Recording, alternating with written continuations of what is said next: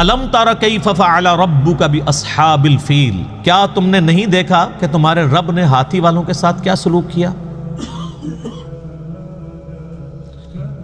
الم یجعل کیدہم فی تضلیل، کیا اللہ نے ان کے مکر و فریب کو ناکام نہیں کر دیا؟ کتنے کر و فر کے ساتھ وہ بادشاہ آیا تھا کہ میں کعبے کو ڈھانے جا رہا ہوں، پھر بدماشی اس نے کی۔ جو عبد المطلب تھے نبی علیہ السلام کے دادا، وہ خانہ کعبے کے اس وقت سردار تھے، یعنی مکے کے، ان کے اونٹ بھی ہانک کے لے گیا، تو یہ پھر گئے جا کے اونٹ واپس لیے، تو اس نے کہا اونٹ تو لینے آئے ہو تو کعبہ، میں تو کعبہ گرانے کے لیے، ان کا کعبہ جس کا ہے وہ اس کی حفاظت کرے گا۔ یعنی عبد المطلب کا جو یقین تھا نا کعبے کے بارے میں، وہ آج کی سعودی حکومت کا نہیں ہے، یہ میں آپ کو یہ بتانا چاہ رہا ہوں۔ تو اللہ تعالیٰ فرماتا ہے کہ دیکھو ہم نے ان ہاتھی والوں کے ساتھ کیا کیا، ان کے مکر و فریب کو ناکام کر دیا۔ وَأَرْسَلَ عَلَيْهِمْ طَيْرًا أَبَابِيلَ، اور ہم نے بھیج دیے ان پر پرندے، غولوں کے غول، تَرْمِيهِمْ بِحِجَارَةٍ مِّن سِجِّيلٍ، جو ان پہ رمی کرتے تھے، برساتے تھے ان پہ پتھر، کنکریاں، چھوٹے چھوٹے پتھر کی کنکریاں اوپر سے پھینک، بعد انہوں نے پھینکے ہی گئے، ظاہر ہے انہوں نے کوئی گنیں نہیں تھی اٹھائی نہیں، اتنی بلندی سے اگر چھوٹا سا پتھر بھی پھینک دیا جائے تو سر وہ آپ کو پتہ ہے، آپ کو آج سائنس بتائے گی نا کہ ہر سیکنڈ میں 9.8 میٹر پر سیکنڈ کی رفتار اس میں ایڈ ہوگی، ویلاسٹی جو گریویٹیشنل ایکسلریشن ہے۔ تو سر آپ اتنی سی بھی چیز اگر آپ بلندی سے پھینک دیں اور ہر سیکنڈ میں اس کی رفتار 9.8 میٹر فی سیکنڈ ایڈ ہوتی انڈر گریوٹی کہاں سے کہاں آ جائے۔ آپ کو میں بتاؤں، یہ جو میزائل ٹیکنالوجی ہے نا، میزائل میں دو چیزیں ہوتی ہیں نا، ایک اگلا حصہ اس کا ہوتا ہے جو میزائل والا جس میں وار ہیڈ ہوتا ہے، اور ایک پیچھے والا حصہ ہے جس کو راکٹ کہا جاتا ہے۔ راکٹ جو ہے وہ 40 سے 45 سیکنڈ کے بعد الگ ہو جاتا ہے میزائل سے۔ 45 سیکنڈ کتنے ہوتے ہیں، لیکن وہ اس کو اتنا ایکسلریشن دے دیتا ہے کہ اس کے بعد وہ 800 900 2000 کلومیٹر تک بھی چلا جاتا ہے۔ یہ جب میزائل فائر ہو رہے ہوتے ہیں، آپ ذرا دیکھیں تو آپ کے سامنے موٹر لگ ہوتی نظر آئے گی، اور اس کے بعد وہ جا کے کتنا دور گرتا ہے، اتنا اس کو تھرسٹ مل جاتی ہے، کیونکہ وہ پھر ریئر ایٹماسفیئر میں اوپر چلے جاتے ہیں۔ اوپر جا کے ریئر ایٹماسفیئر میں ایئر کی فریکشن بہت کم ہوتی ہے، کیونکہ یہ ساری ڈینسٹی تو 50 کلومیٹر کے اندر ہی ہے نا، اوپر اگر آپ چلے جائیں تو آلموسٹ خلا ہی ہے 50 کلومیٹر کے بعد، تو وہاں پہ ریزسٹنس تو کوئی نہیں ہے۔ پھر وہ جاتا ہے، پھر جب اس کے بعد وہ یعنی اپنا پروجیکٹائل بناتے ہوئے جب یوں واپس، کوئی بھی چیز آپ پھینکیں گے ایک خاص ہائٹ پہ جا کے اس نے واپس آنا ہے، وہ جب واپس آتا ہے نا تو وہ زمین کی قوت کشش ثقل کی وجہ سے آتا ہے، تو وہ پھر اس کی رفتار صرف 5000 کلومیٹر پر آور بھی ہو جاتی ہے جا کے، صرف انڈر گریوٹی۔ تو گولی کی رفتار تو بہت تھوڑی ہے، 60 کلومیٹر، اور وہ 5000۔ تو یہ تو آپ دیکھ لیں کہ ایک کنکری اگر آپ 8 یا 10 کلومیٹر سے پھینکیں تو وہ گولی ہے، کوئی چیز اس کے سامنے نہیں رکے گی۔ تو اللہ تعالیٰ ماتا ہے وہ برساتے رہے اللہ کے حکم سے کنکریاں، فَجَعَلَهُمْ كَعَصْفٍ مَأْكُولٍ، اور انہوں نے کھائے ہوئے بھوسے کی طرح کر دیا ہاتھیوں کو۔ یعنی ہاتھی اگر مرا پڑا ہو اور اس پہ آ کے چیلیں یا گدھ یا کوے آ کے اس کا گوشت کھائیں تو اینڈ پہ آپ کو کیا نظر آئے گا؟ اس کے ڈھانچے بھوسے کی فارم میں بکھرے ہوئے۔ تو یہ حالت ہو گئی ہاتھیوں کی، تو یہ بہت بڑا واقعہ تھا۔ اور دوسری صورت میں اللہ تعالیٰ نے قریش مکہ پہ اپنا ایک تو یہ احسان جتایا کہ تمہیں ابراہ کے لشکر سے پناہ دی، دوسرا احسان اسپیسیفکلی قریش کو، ظاہر ہے قریش کو اللہ تعالیٰ نے اب قیامت تک کے لیے چن لیا ہے، جیسے اللہ تعالیٰ نے بنی اسرائیل کو چنا تھا، انی فضلتکم علی العالمین یا بنی اسرائیل اذکروا نعمتی التی انعمت علیکم، اے بنی اسرائیل اس نعمت کو یاد کرو جو ہم نے تم پہ کی۔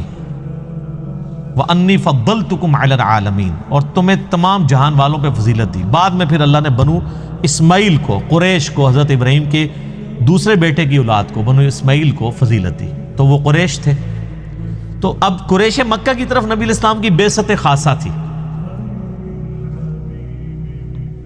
بعثت عامہ تو پوری انسانیت کے لیے، وَمَا أَرْسَلْنَاكَ إِلَّا كَافَّةً لِلنَّاسِ بَشِيرًا وَنَذِيرًا، لیکن بعثت خاصہ جو ہے وہ قریش کی طرف تھی، عرب کے لوگوں کی طرف۔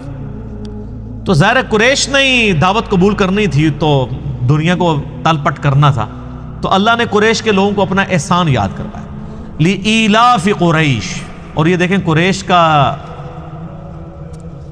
قبیلہ واحد قبیلہ ہے جس کا نام قرآن میں آیا ہے۔ ویسے ساڑھے فرانسہ بھی قریشی نے، تو اللہ تعالیٰ نے فرمایا کہ لِإِيلَافِ قریش، بسبب اس کے کہ اللہ نے الفت پیدا کر دی قریش کے دل میں، محبت ڈال دی قریش کے دل میں۔ ایلافہم رحلۃ الشتاء والصیف، الفت کس چیز کی؟ تجارتی سفر کی، سردیوں کے موسم میں بھی اور گرمیوں کے موسم۔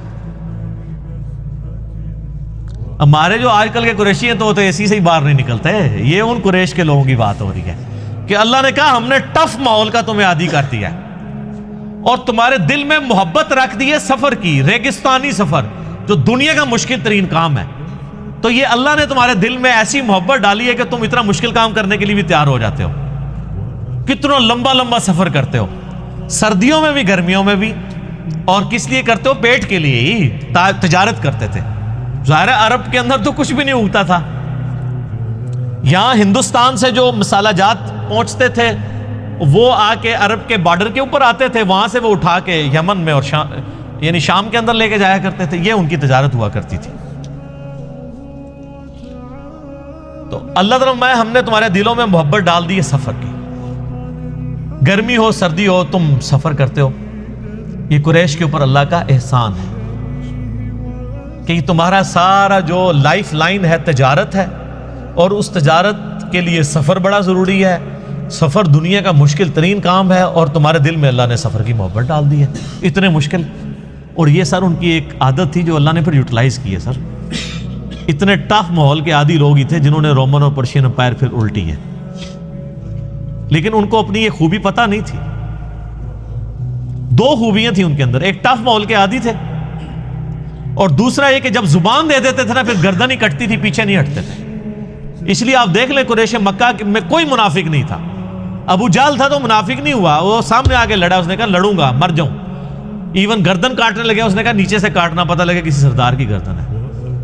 یعنی وہ اپنے باطل دین کے اوپر بھی بڑے محکم ہوتے تھے، اور جو رسول اللہ کے ساتھ اٹیچ ہوئے ہیں مکے کے لوگ، وہ آپ دیکھ لیں پھر کتنے پیشن کے ساتھ ہیں۔ اور جو فتح مکہ کے بعد مسلمان ہوئے ہیں وہ بھی لوگ جب پکے مسلمان ہوئے ہیں تو پھر آپ دیکھ لیں کہ ان لوگوں نے کتنی قربانیاں دی ہیں، اسلام کے لیے قربانیاں دی ہیں۔ تو اور دو ان کے اندر خامیاں تھیں، ایک تھی طوائف الملوکی، آپس میں لڑتے رہنا، بہادر تھے لیکن دو بہادر بھائی آپس میں لڑتے رہے تو تیسری جگہ کیا وہ فتح کریں گے۔ اور دوسرا چٹے ان پڑھ، جاہل، امی۔ اللہ نے یہ دو خامیاں ان کی دور کر دی، ان کے اندر اتفاق پیدا کر دیا، نبی علیہ السلام کی شکل میں ان کو ایک لیڈر دیا جس نے عرب کے لوگوں کو ایک جھنڈے کے نیچے جمع کر دیا۔ پھر سر دنیا کی کوئی پاور ان کا مقابلہ نہیں کر سکتی تھی، اگرچہ ان کے پاس اسلحہ نہیں تھا، لیکن انہوں نے رومن اور پرشین امپائر سے ان کا اسلحہ چھین کے ان کو گرا دیا۔ ٹف ماحول کے عادی تھے، اور علم اللہ نے دے دیا، ان کی اپنی زبان میں ان کو کتاب دے دی، قرآن۔ تو وہ لوگ جو ان کو امی اور جاہل کہا کرتے تھے، یہودی اور عیسائی، سر جس نے سورہ نساء، سورہ المائدہ، سورہ بقرہ پڑھی ہوئی ہے، سورہ آل عمران، اس کے سامنے کون سا یہودی پادری اور عیسائی پادری ٹھہر سکتا ہے دلائل میں، اور جبکہ اس کی اپنی زبان میں ہو، اور عرب کے لوگوں نے وہ رٹی ہوئی ہو کتاب۔ علم اتنا محکم دیا کہ کوئی ان کے سامنے ٹھہر نہیں سکتا تھا۔ سر نجاشی کے دربار میں حضرت جعفر طیار نے صرف سورہ مریم ہی تلاوت کی تھی نا، تو سب کے اوپر سکتہ طاری ہو گیا تھا. کو حضرت جعفر نے کوئی تقریر تو نہیں یاد کی ہوئی تھی. سورہ مریم تھی جس میں بتایا گیا کہ بھئی عیسیٰ بن مریم کا سٹیٹس یہ ہے, یہ عقیدہ ہونا چاہیے. تو پھر نجاشی نے بھی ایک تنکا اٹھا کے کہا تھا کہ عیسیٰ اس تنکے سے بھی زیادہ نہیں ہے جتنا اس نے بیان کیا ہے, یعنی من نون اتنا ہی ہے, یہ تنکے جتنے بھی ایڈیشن نہیں ان میں کی جا سکتی. اللہ کے بندے ہیں. تو یہ اللہ تبارک و تعالیٰ نے قریش کے لوگوں کے اندر خوبی رکھی تھی. تو اللہ تعالیٰ نے ان کو پھر یہ اس چیز احسان جتایا ہے اپنا کہ دیکھو الفت پیدا کر دی ہے سفر کی کہ تم سفر اختیار کرتے ہو. تو اب پھر اس کا تقاضا کیا ہے؟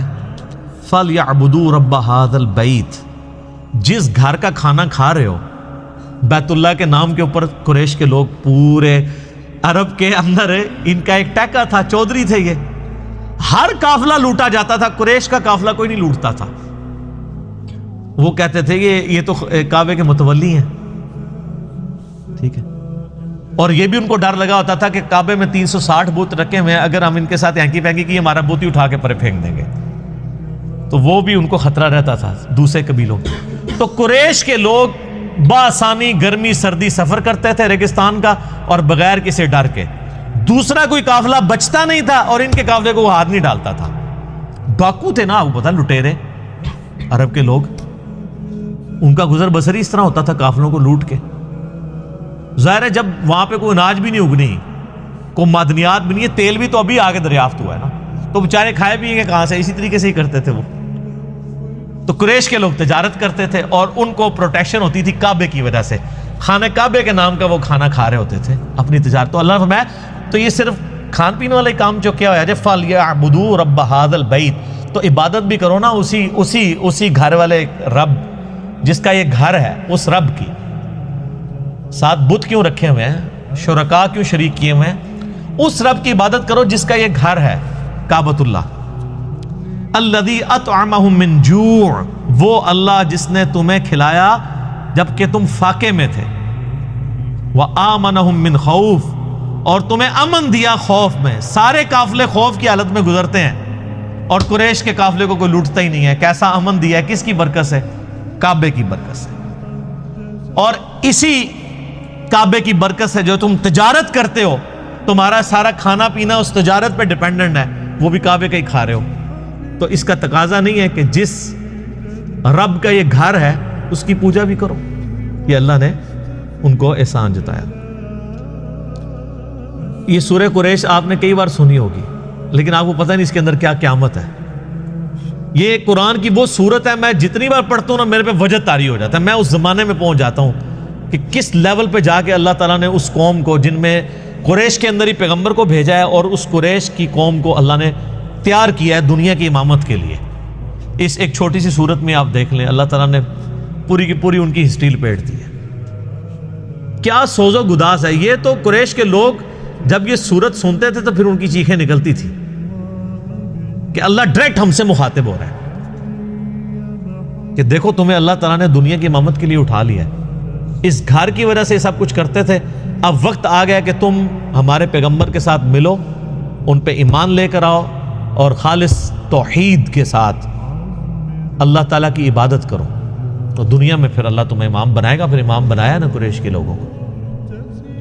ایمان تو آخر میں لے کے آئے ہیں, کچھ لوگ شروع میں آ گئے, لیکن پھر حق ادا کیا ہے, اس میں کوئی شک نہیں ہے. تو یہ جناب سورہ قریش ہے. ہمارے جو قاری حضرات ہیں انہوں نے یہ 2 صورتیں رٹی ہوئی ہیں.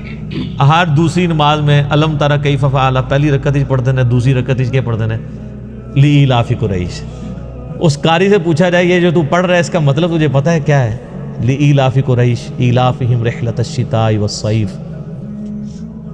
کیا قیامت مضمر ہے, کیا سوز و گداز ہے اس صورت کے اندر.